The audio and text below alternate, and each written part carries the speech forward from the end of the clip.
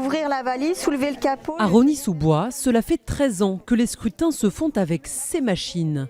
Mais à quelques jours du vote, les agents administratifs ont besoin d'une mise à jour. La machine imprime les paramètres de l'élection derrière la machine à voter. Là, ça vous paraît peut-être compliqué parce que bon, on lit, mais sinon après, c'est très facile d'utilisation. Une fois dans l'isoloir, l'électeur fait son choix. Chaque numéro correspond à un candidat.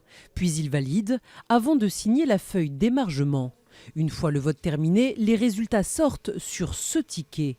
Un gain de temps considérable, pas de papier gâché et surtout, nous dit la mairie, aucun risque de triche. On connaît les fraudes à la chaussette, le bourrage d'urne, ça ne peut pas exister avec une machine à voter. Je rappelle que les machines sont mises sous scellé en présence d'un huissier, en présence des représentants des candidats l'avant-veille du scrutin, que le scellé n'est cassé que le matin du scrutin. Donc le principal avantage, c'est la sincérité du scrutin. Pourtant, pour cette élection, seules 64 communes vont utiliser des machines à voter. C'est 15 de moins que pour la présidentielle de 2007. Mais alors, comment expliquer que le procédé n'est pas séduit davantage?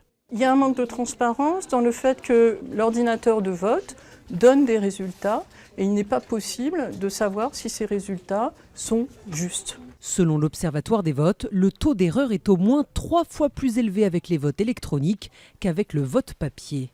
Depuis 2007, un moratoire bloque toute nouvelle installation de machines à voter.